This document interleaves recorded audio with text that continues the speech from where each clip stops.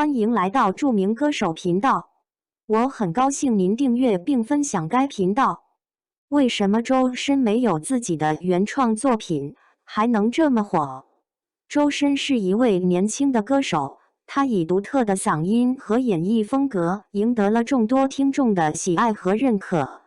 他曾参加过《中国好声音》歌手声入人心等多个音乐节目，并在各种舞台上展现了自己的实力和魅力。他也曾为多部影视作品演唱过主题曲或插曲，例如《长安12时辰》《三体哪吒之魔童降世》等，都获得了很高的评价和口碑。然而，周深并没有自己作词作曲的作品，他所演唱的歌曲都是由其他人创作的，这让一些人对他产生了质疑和不解，认为他缺乏创作能力和个性，只是一个会唱歌的翻唱机器。那么，周深为什么没有自己作词作曲的作品呢？他没有自己作词作曲的作品，是否意味着他不够优秀呢？原创歌曲是指歌手独立完成歌词和旋律的创作，并以自己的声音演绎出来的歌曲。原创歌曲可以体现出歌手的思想、情感、风格和个性，也可以展现出歌手的才华和水平。原创歌曲通常被认为是一种高级的艺术形式，因为它需要歌手具备一定的文学素养、音乐理论、创新思维等能力。然而，并不是所有的歌手都有能力或者有必要创作自己的歌曲。有些歌手更擅长于演绎别人的作品，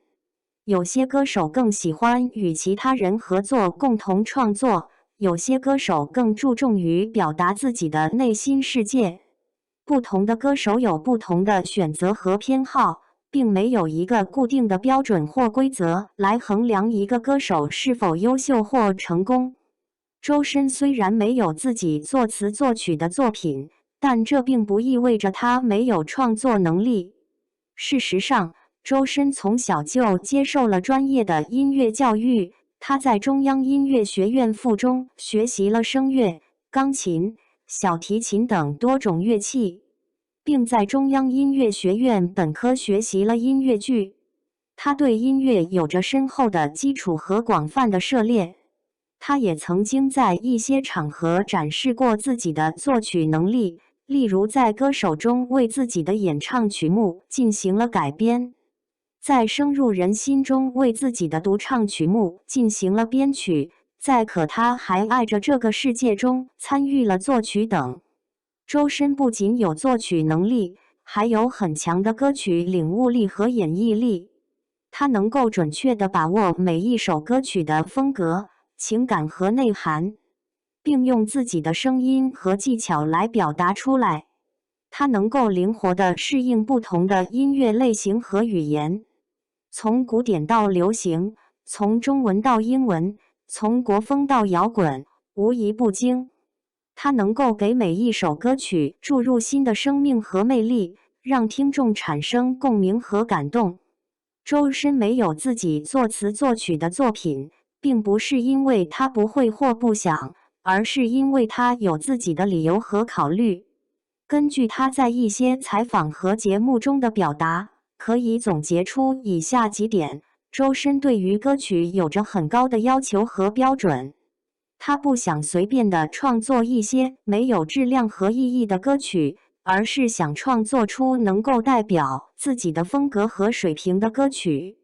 他认为自己还没有达到那样的程度，所以他更愿意先学习和积累，等到有了足够的信心和能力再去创作。周深对于音乐有着很广的视野和兴趣，他不想局限于自己的创作，而是想尝试更多的音乐类型和风格。他认为自己还有很多值得学习和探索的音乐领域，所以他更愿意先借用别人的作品来拓展自己的音乐范围和经验，等到有了足够的见识和感悟再去创作。周深对于音乐有着很深的敬畏和热爱，他不想为了创作而创作，